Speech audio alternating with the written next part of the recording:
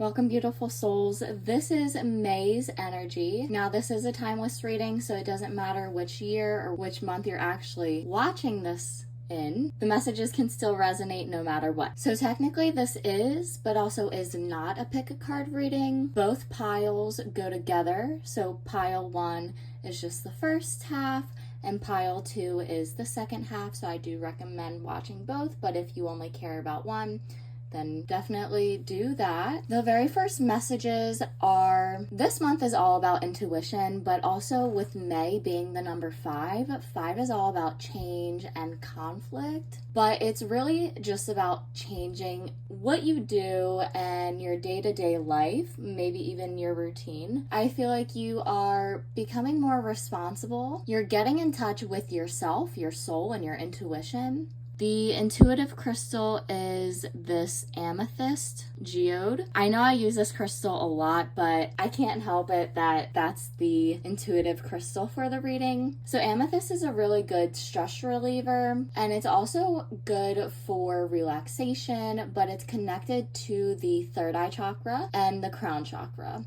The third eye chakra is our connection to our perception, our imagination, our dreams, both during our sleeping life and during our waking life, our goals and our intuition. We do have all 4 sets of intuition. It just shows up differently. So there's clairvoyant, clear seeing. You see it in your mind's eye. That's connected with your imagination. There's clairaudient, which is clear hearing. You just hear it in your mind. There's clairsentient, which is clear feeling, and then there's claircognizant, which is clear knowing. The crown chakra deals with our thoughts and our light, our love, and it's also connected to our soul. Technically, every chakra is connected with our soul, but the crown chakra is our connection to something that's divine and higher above us. It's our connection to Mother Gaia, the universe, source, God, whatever you want to call it. It's just a divine presence. Now, the first half of the month, I also feel like you're kind of winging it at times, but you definitely do want a more routine-like structure, just something that's more reliable. Yeah, I definitely feel like you're winging it. Specifically for the first half of the month, we have the Queen of Cups, 10 of Swords, 5 of Coins, Queen of Coins, and Ace of Wands. I already mentioned that 5 is about conflict, and with the 10 of Swords and the 5 of Coins, that is extra emphasis on it. But with the Queen of Cups, I feel like you're really coming into your authenticity and you're allowing yourself to shine in an unconventional way, in a way that is typically not normal for yourself. You're coming to yourself and you're being more bold and confident and open. So I just want to give you a round of applause for that. That's amazing. I'm so proud of you. You're filling up your own emotional cup and you're focusing on your emotional fulfillment and stability. You're working through a lot of pain. All of these little animals have knives in them. So you're taking out the knife, you're observing your pain, you're feeling it, and you're allowing yourself to feel big and uncomfortable emotions. And you're becoming more emotionally stable and mature and intelligent as well. But there's the sun right behind. You are doing the hard work that will bring a brighter life. And you may be going through really tough times right now, but it will be so worth it and it will get much better. This 5 of Coins, usually it's about 2 people walking in the snow and the rain and just feeling left out. But there's so much beauty in this card. It's 2 dragons, and 2 is about duality and balance. And dragons, they have this big heavy body and they're flying. It kind of reminds me of a caterpillar and the magnificence of how they can go from a caterpillar into a cocoon, and then they can fly and they transform into this completely different version of themselves, and they are their best version of themselves after they go into this cocoon of healing. And that's what you're doing, is you're going from the caterpillar into a cocoon of healing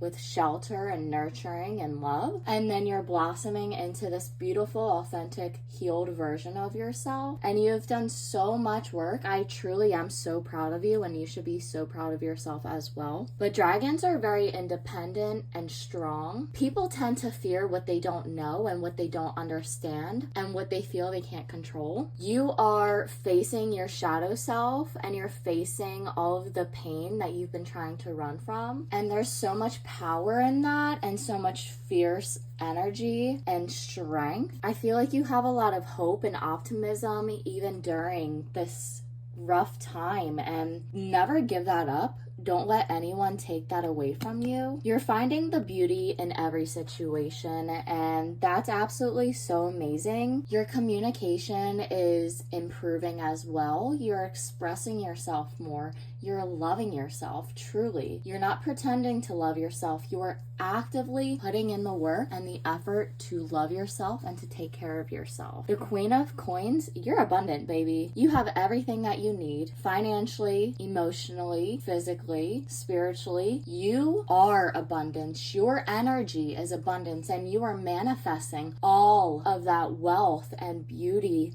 and life into your reality. With the Ace of Wands, you're focusing on this new creative project and endeavor. You're building a solid foundation with it, and you're focusing your energy on what you truly want. I honestly cannot tell you enough how proud I am of you and how proud of yourself that you should be. If you feel called to it, maybe you should look into podcasting and really getting yourself out into the world and allowing yourself to be heard. For the second half of May, you're reevaluating what you want to do with your life and your time and how you want to spend the rest of your life. You're becoming more structured and stable. Honestly, I'm surprised the Emperor isn't in this reading, because that's the energy that you're really embodying. But I also saw the Empress. You're balancing both the nurturing, loving, surrender aspect of yourself with the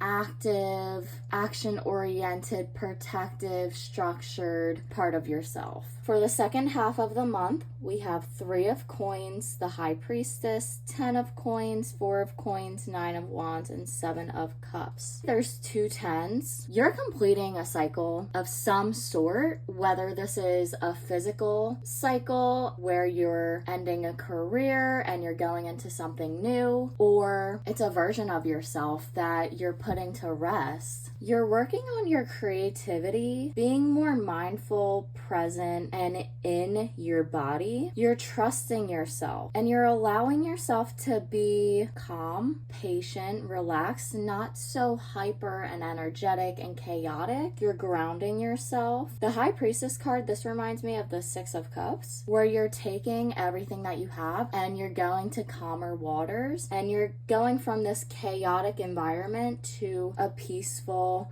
safe environment. You're trusting yourself when it comes to safe people and what you can share with others. You're holding stuff back, but it's for the best, because you know they're either gonna judge you, or they won't understand, or they're gonna try to fill your head with negativity, or you just can't trust them. With the 10 of Coins, this is about abundance and just having everything that you really need. Getting reevaluated when it comes to wealth and true abundance and stability. You're opening the window and you're letting fresh air in. We're in spring when I'm recording it and uploading it, but this is the time for rebirth, for growth, and for putting all of your effort into one endeavor so you're not spread too thin. Don't be ashamed of who you are. People are gonna have opinions about you no matter what, and you have absolutely no idea what their opinions are. Even if they tell you, a lot of people lie, and it's unfortunate. But don't be that person. Always mean what you say and say what you mean. If you feel down and upset and someone genuinely asks you how you are and how you're feeling, don't lie. Be honest, be true, because connections with others are irreplaceable. You can't buy a genuine connection and a real good experience. Sure, you can pay for that experience, but there's no way to be certain that it's actually gonna be well. However, it is gonna turn out the way that it's meant to. So focusing more on connections with yourself first and foremost, and then letting that project onto other people of the safety and the stability that you have within yourself. With the Four of Coins, not only is this hamster like super big, but they also have two presents on top of them and underneath them, and the mushroom is toppling over, so you have a lot more than you realize, and maybe letting go of some of that you don't use, clearing out, decluttering, and becoming more simple and less of the more aspect. How do you expect to bring in anything new if your environment is full? How do you expect to have a brand new relationship if you're in one and that's not fulfilling you? Or if you're spending all of your time in a job that you don't like, but spending no time doing a creative endeavor that you actually want to make full time. Learning how to balance and acknowledge, okay, this is what I want to do and this is where I'm at right now. How can I adjust my schedule and my life to make it where I want and to be as fulfilled as I possibly can be? Honestly, the Nine of Wands is so adorable. It's a little panda on the candy. What I'm getting with this card is mainly eating healthy. It's okay to eat some harmful sugar every once in a while and in moderation, but not every single day, multiple times a day. Really watching what you eat to make sure that you feel nourished and fulfilled, because when you binge eat and you eat a bunch of junk, you're not actually nourishing your body.